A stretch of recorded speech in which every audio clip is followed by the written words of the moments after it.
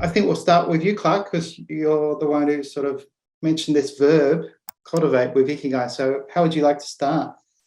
So I think if people don't like the word cultivate, or that word does not resonate with them, I think we can use the word develop.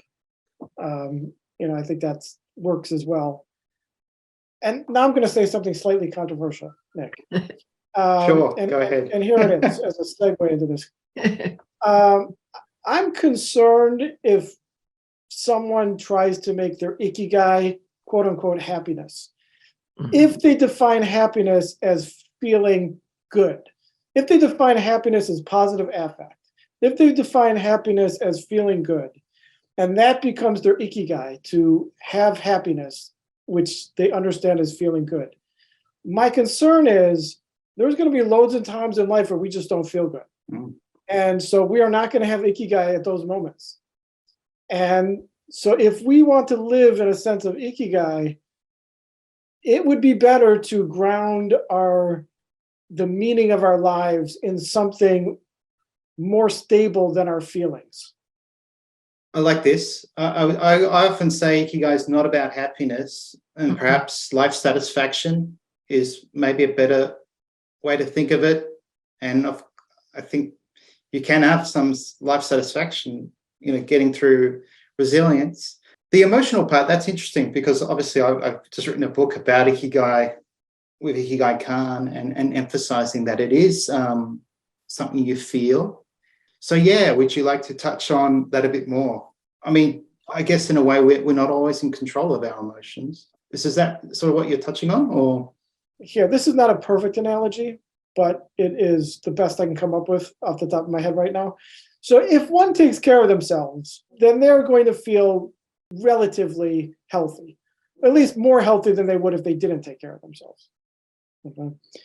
So that feeling is not completely stable, but it is more stable than the feeling would be if we're just trying to obtain good feelings by living a hedonistically driven life. Yeah. I forget who said this, but somebody said hedonism is no fun. And the reason why that is because if we're pursuing good feelings, we're going to find misery pretty quickly. And so in that way, I think having a feeling of ikigai is somewhat analogous to having a feeling of being in good health, which is somewhat fortunate, but also somewhat within someone's lifestyle, the way that they live their life. I think Michiko Kuminos describes ikigai as that it's a type of well-being. It's not happiness. And I agree with what you're saying. And what Trudy mentioned before, it's perhaps eudaimonia is far closer to ikigai than hedonistic lifestyle. So yeah, Trudy, would you like to touch? Yes. So when I'm talking about ikigai to people now in my sliver of the world, right, with people living with illness, I talk about it from the idea of purpose, about small purposes for today, right? What is the reason? What are some things that are important for you to do, and then do them? Not big life purposes at all. Because when you're ill, you've just been put on notice, right? You're reminded that you're mortal. You don't have a date, but you're reminded that there is an expiry date. We all have one. And so with that, it's really important that you do the things that you consider to be important to do now, but not things that you have to wait till you're better, not until you're finished treatment. What are very specific, small purposes that you can do right now with things as they are? And then you do those every single day.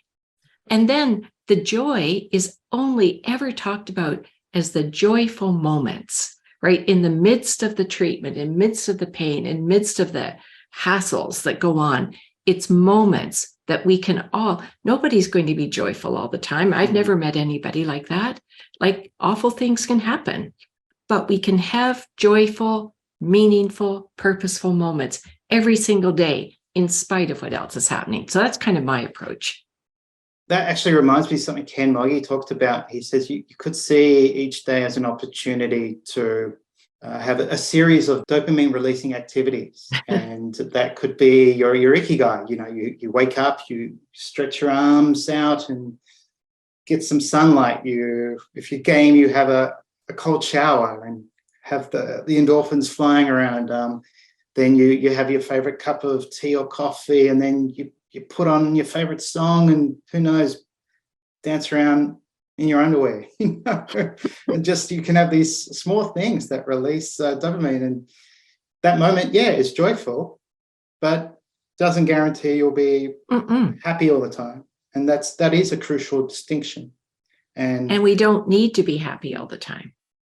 And this is why I don't like, that's a valid point. We can't be happy all the time. And that's why I don't like people saying, oh, ikigai is your bliss as well. So Shane, let's jump back to you, because you're, again, the most qualified, I feel, here. So. Oh, no. I think this conversation has been brilliant, and it gave me some ideas that I want to explore more. So thank you.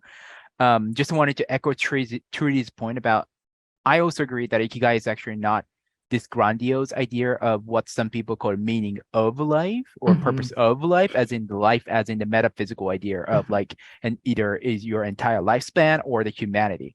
Like if you started to talk about that, you get depressed. Seriously, I tried, not recommended. And many other people tried and they get depressed too. But it's a meaning in life that, everyday life, that you wake up today, got excited about teaching class, got excited to attend, this Ikigai summit, and just, you had a good time, good conversation, stimulated, had fun, challenged, and go to sleep. And that was, that was a good day. And I think continuation of that and accumulation of that is just simply sometimes Ikigai. So having that realistic view of Ikigai to me is very important. Another thing that I keep talking about, coming back to, is the diversity or repertoire of sources of Ikigai.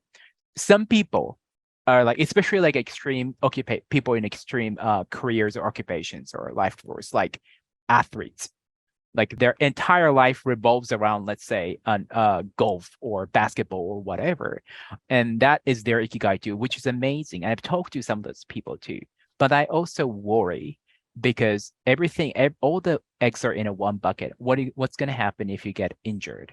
The pandemic happened, whatnot. So in terms of cultivating ikigai, I typically advise to have some different things. And that's where I think work can be, actually, for some of us who can work, which is a privilege. I think it's a strong source of ikigai potentially. But for many of us, leisure, that's where leisure can come in, that you can have extra supplementary sources of ikigai, and leisure can be one of that. Other type of life domains, other aspect of life domain can be that too, so that you have something else just in case. And that goes back to the idea of resilience and just that leisure piece to me coming into that conversation. And then final piece of advice, if I have to give, and like, where do we find Shindu? Where do we find source of ikigai? Really, I don't feel like I have anything. Well, what I typically do in my interview with the people sometimes is that think about the life without X, this or that, and do that mental, what we call in psychology, mental subtraction or something. That, okay, how does it feel like to have a life, everyday life, without this hobby or that part of work or something, or that person, this relationship or whatever, and really imagine it. And it may make you sad for a time being, but that's a hint.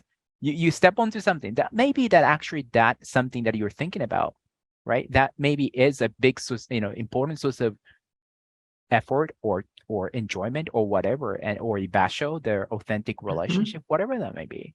So that, the tricky thing about ikigai is that when you have it, it goes unrecognized, because we take it for granted so easily, and we just regret when we lose those things, and and that's really missed opportunity. So doing such mental exercise sometimes, and just recognizing that, oh, those are the things that I have maybe as a source of the ikigai, and invest on that.